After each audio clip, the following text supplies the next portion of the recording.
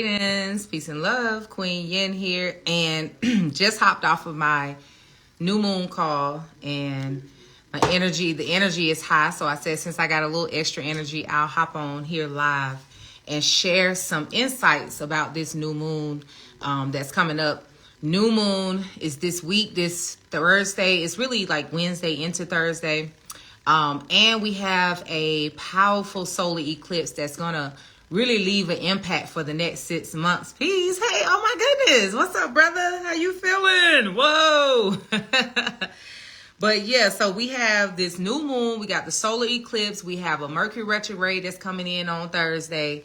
Pluto is also aspecting some interesting. It's just some interesting energy dealing with Pluto. It's some interesting energy dealing with our north nodes and our Chiron energy. And so first and foremost, I will say that, listen, you might have been hearing it.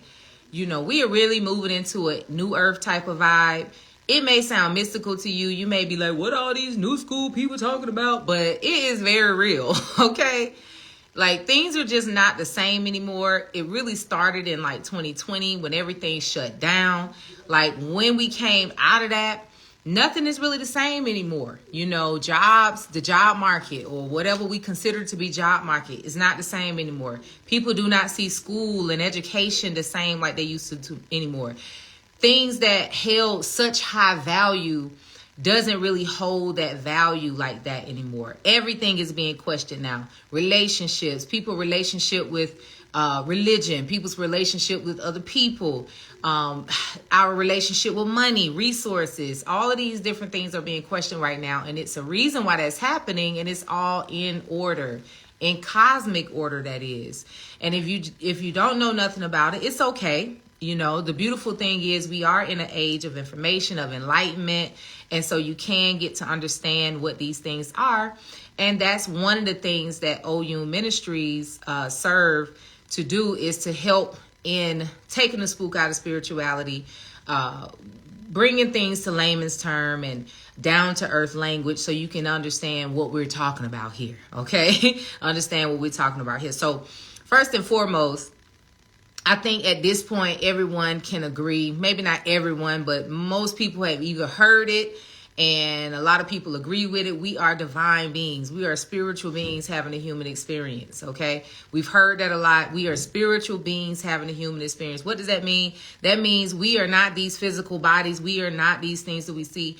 Most of what you experience in life is happening in the unseen. Most of what you're experiencing. A lot of people got real excited about the law of attraction. The movie Secret came out, so a lot of people got hip to that. And, what we think and how we feel is we can vibrate on that frequency and manifest. And we went through this whole thing of everybody wanted to manifest. But that is truly a law that's a reality. That what you are thinking, what you are feeling, you are attracting into your experience. And that absolutely has a lot to do with what I mean when I say, or what's being said when we say we are spiritual, energetic, divine beings, okay? And so you are not just, life is not just happening to you, it's responding to you. That's just is what it is. So that being set at ground level of understanding will help you to really understand what's going on right now. And so starting there, moving to, because we are spiritual beings, energetic beings, divine beings, whatever we want to call it, children of God, children of the Creator, because we are that, we are connected to everything, including the cosmos. As above, so below. That's what that means. What's going on above us impacts what's happening to us down here. And so I have been lately really encouraging everybody, if you don't know your birth chart, if you have no clue on, what planet, you don't know nothing about what was going on in the cosmos when you were born, I really would tell you, find out, learn about it. It can be extremely helpful, not just in regular day life, but in this day and time right now. So that as you are doing your introspection work, you can be on point with what your divine assignments are right now during this grand shift in energy.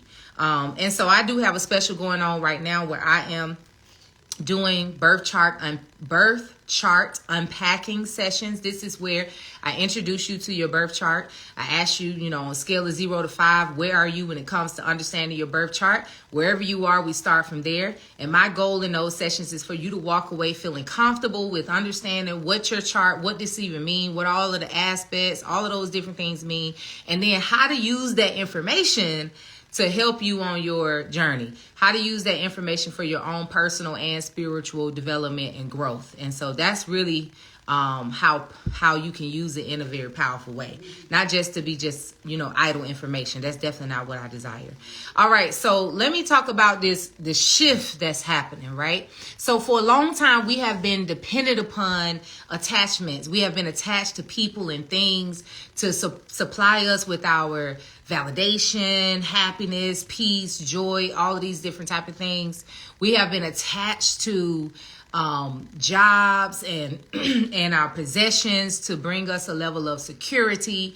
We have for a long time been in the earth age. We have moved out of that earth age. No longer can we, we're being called to move away from being attached to those things and attached to something that's more eternal, more sustainable for our supply, for our happiness, for our peace, so that we can live a lighter a journey of much more peace, much more flow, lighter hearts. And with that will come healing, will come expansion, abundance. All of these things will turn around. This is why when you see people beginning to change their life around, they're beginning to subscribe to things like meditation, spending time in nature, slowing down their lives, moving away from a lot of mundane activities, really getting more time to themselves, you begin to see them glow. You begin to see them glow. And you're starting to see this, a lot of people look to celebrities and, because this is the age of social media, a lot of attention goes to celebrities. You're seeing this happening in some celebrities' lives. They're moving away from a lot of the toxic things that they have done in the past, what they represented and their image and all these different type of things, and attempting to go a lighter route. But you're seeing that also. I will venture to say that in your family, if you're not the one, because most people who tune in here, you're the light. You're one of those lights in your families.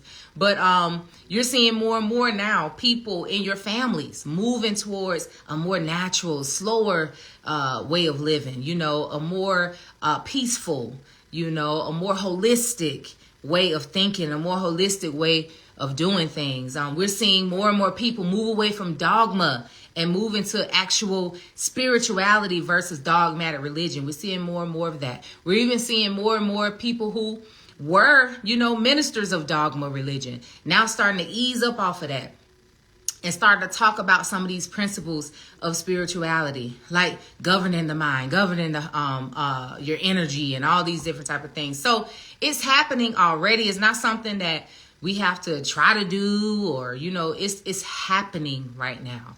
We're moving into the new earth. What is the new earth? New, representing spiritual core.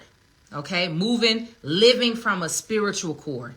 That's the newness of it. And earth being consciousness, which creates our world.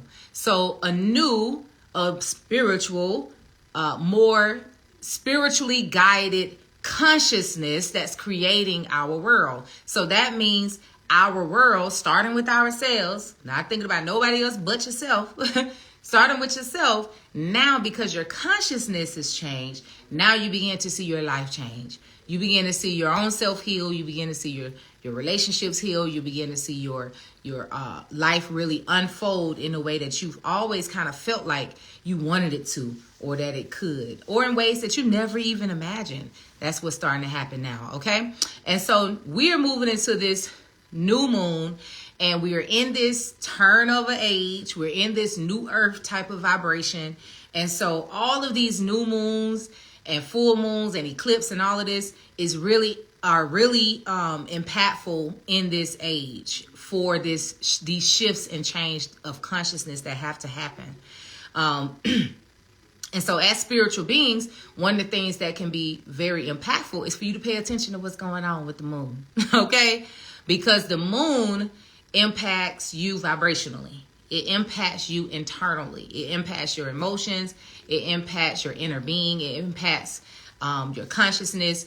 It does all of that. So on the surface level, people say, oh, these moon, you know, it's a mood, your mood shifts, or, emotion shift. Yes, that is correct. But what's happening on a deeper level is there's an inner shift that's happening during those times. And if you're in tune with what's going on cosmically, it can kind of give you a little guidance on maybe where you can focus your attention and focus your energy.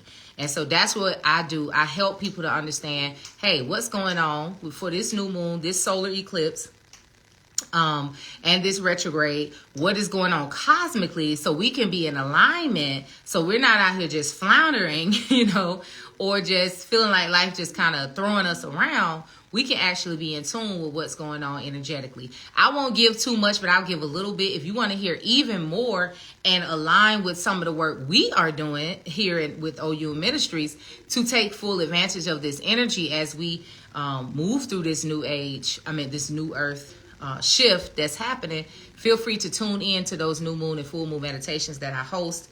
Of course, the new moon is Thursday, so I will be hosting a new moon meditation this Thursday, 7:30 p.m. Eastern time. You can register for that at the link in bio or my website, oyunministries.com, on the calendar of events tab. So that's OYUN ministries.com, calendar of events. Click down, it'll say meditations, and you can go there. So I'm gonna just focus on the keywords here. I did mention that there are a few planets that I think you should, if you do not have your birth chart, I think you should tune into these areas in your birth chart. That is Pluto, the North Node, Chiron, and Mars. Okay, Mars has been out of bounds for a while, and it's really having a huge impact right now. With a lot of the aspects conjoining with some of the energies of the aspects. So it's creating an energy of shortness, defensiveness, anger, specifically when it comes to your deeply rooted triggers. And so don't be surprised if you experience that right now. Keep your poise. Stand firm. Don't go down the road of anger. Don't go down the road of arguing. Don't go down the road of trying to prove yourself or trying to make sure nobody disrespect you. All that kind of stuff is not the time for that right now. Okay, so you want to be careful with that. If you begin to experience those type of things, take a leadership position with that. Don't fall into all of those different things. The other thing that's really big with this, the planetary energy, is the squaring. So we have Pluto squaring this eclipse, North Node squaring. So with that Pluto and North Node, we're talking about a real deal crucifixion and rebirth. We're talking about dying to old ways and really being reborn into new ways of thinking, new ways of handling things, new ways of perceiving things, new belief systems, all of those, that newness. And that Pluto, that energy with Pluto is going to really remain for some time, really all over to next year with that energy. But this eclipse is exasperating it, right? So we got this eclipse energy that's making it really, emphasized for at least the next 6 months dealing with this solar eclipse, okay? So we're talking about, again, moving from the old ways, allowing the new ways to settle in. New ways to think about money, new ways to think about relationship, new ways to think about your relationship with God, your relationship with nature, your relationship with your body, your relationship with food. All of these are being, it's the time to really question that and see if your ways of looking at things, believing, perceiving things, handling things are in alignment with your highest self, with your peace, power, and joy. Is it in alignment with your expansion? Is it in alignment with your growth? These habits, these thoughts, these beliefs that you have, are they in alignment with your advancement, your growth, your healing, the goodness of life? Okay, your highest self state of being. So that's that. That's that on that. And what I'll say about Mercury retrograde, I'm just going to say, listen, it's in Taurus. Taurus has a lot to do with resources, money, all of those different type of things. So with this Mercury retrograde, you definitely would benefit from rethinking your money moves. So this is a good time for you to think about how you can make your money, how you can expand your money, your not just money, resources, those type of things would be good for this Mercury retrograde. And then, okay, so now let's get into the keywords. The 3 keywords that I would suggest for this new moon and solar eclipse in Aries, moving into this Mercury retrograde, squaring Pluto, squaring your north nodes, all of those different things. The 3 keywords I would give is self-sufficiency, detachment, self-sufficiency, detachment, and interconnectivity. Self-sufficient. Again, so when I started at the beginning, I said we have been too addicted to going outside of ourselves for validation, for happiness, for peace, for guidance, for all of that. It's time for us to really understand the true self, the true higher self, the inner being, the presence of God that's within us, that's leading us, that's guiding us, that's providing us with divine intelligence, providing us with divine protection. It's time for us to really become sufficient in that.